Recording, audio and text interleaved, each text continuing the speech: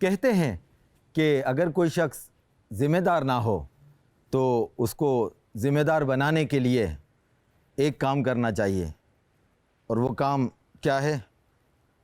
کہتے ہیں کہ اس نوجوان، اس شخص کو ہتھ کڑیاں لگا دینی چاہیے۔ اب آپ سوچ رہے ہوں گے کہ ہتھ کڑیاں لگا دینی چاہیے مطلب جکڑنے والے، قید کرنے والے کیا ہے؟ اصل میں ہتھ کڑیاں لگانے سے کچھ اور مراد ہے۔ ہتھ کڑیاں لگانے سے مراد جو ہے نا کہ اس شخص کی شادی کر دینی چاہیے۔ تو کیا واقعی شادی کے بعد غیر ذمہ دار شخص خود بخود ذمہ دار بن جاتا ہے؟ یہ تو ہمارے شیخ ہی ہمیں بتائیں گے۔ بعض نوجوان شادی کے بعد بھی ذمہ داری کا مظاہرہ نہیں کرتے، اور ایسے میں ایسی غیر ذمہ داری اور غیر سنجیدگی کا مظاہرہ کرتے ہیں کہ نہ ماں باپ کی پرواہ، نہ بیوی کا احساس، اور نہ ہی گھر کی ذمہ داری کا کوئی شعور۔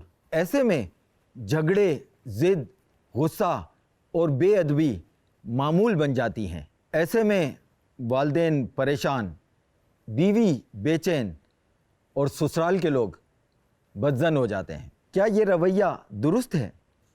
اور ایسے نوجوانوں کو، ایسے شخص کو کیسے سمجھایا جائے کہ شادی صرف خوشی کا نام ہی نہیں بلکہ ایک ذمہ داری کا نام بھی ہے؟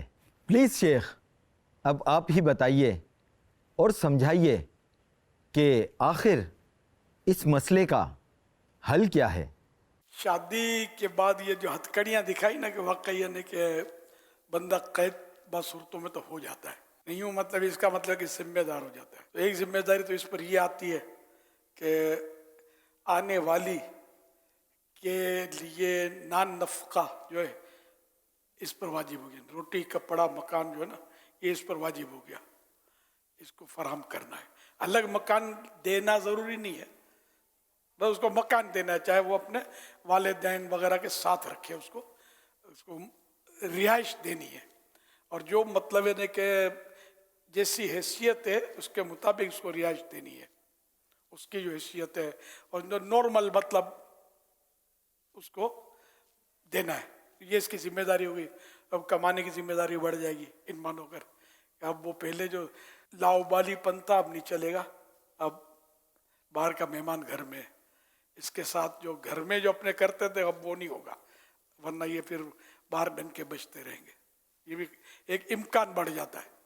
تو جو سمجھدار ہوگا تو اس سے بھی تھوڑا وہ اپنے آپ کو سیٹ کرے گا کہ اب میری پولیں کھلیں گی اگر میں نے اب گڑبڑ کی تو اس طرح بھی بعض لوگ واقعی شادیوں کے بعد سدھر جاتے ہیں۔ یہ کسی نے بتایا تھا کہ ہم نے اپنے علاقے کے بدماش ٹائپ کے لڑکے ہوتے ہیں نا، مارا ماری والے، یار یہ بھی شادیوں کے بعد بعض اوقات یہ سدھر جاتے ہیں، ان کی جو آتی ہے نا اس کو سنبھال لیتی ہے۔ اب وہ سمجھدار ہونی چاہیے، اب وہ بدماشن ہوئی تو پھر دونوں مل کر ہو سکتا ہے کچھ اور کر ڈالیں، دیکھیں ایسا کم ہوتا ہوگا۔ تو اس طرح مطلب یہ کہ سدھار تو آتی ہے، ذمہ داری کا احساس ہوتا ہے، پھر اگر یہ نہیں مطلب ذمہ داری نبھاتا، خدمت جو بھی شریعت نے اس پر واجب کیا، کھانا پینا جو بھی میں نے تو وہ نہیں دیتا، یا بلا وجہ کوئی سختیاں یا ظلم کرتا، تو پھر جا کے میکے بیٹھ جاتی ہے، پھر یوں بعد میں اس میں مزید احساس ذمہ داری اور آئندہ نہیں کروں گا وغیرہ وغیرہ، یہ بھی صورت بعض اوقات بنتی ہے۔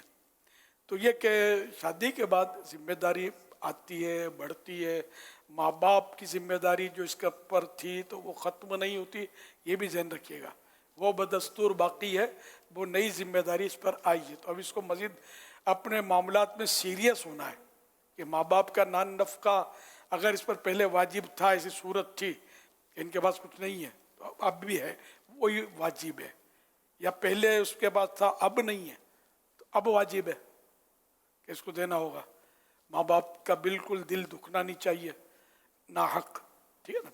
تو اس طرح انشاءاللہ ذمہ داری ہو جائے گی، احساس ذمہ داری بڑھ جائے گا، اور آپ کو سنجیدگی ملے گی، تو آپ کا گھر بھی چلے گا، دنیا کا نظام بھی چلے گا، اور آخرت کے بھی بہت سارے نقصانات سے آپ بچ جائیں گے۔ سورہ نور کی آیت نمبر 32 ترجمہ ہے کنز الایمان، اور نکاح کر دو اپنوں میں سے ان کا جو بے نکاح ہوں، اور اپنے لائق بندوں اور کنیزوں کا، اگر وہ فقیر ہوں تو اللہ انہیں غنی کر دے گا اپنے فضل کے سبب، اور اللہ وسعت والا علم والا ہے۔ صراط الجنان میں ہے اس کے تحت کہ نکاح کی وجہ سے غنی ہونے کی ایک نفسیاتی وجہ بھی ہے، اور وہ یہ غنی من مالدار، نفسیاتی وجہ وہ یہ کہ اکیلا آدمی عموماً بے فکر ہوتا ہے، لیکن جب شادی ہو جاتی ہے تو احساس ذمہ داری پیدا ہو جاتی ہے، تو آدمی تن دہی سے جان لڑا کے کوشش کرتا ہے،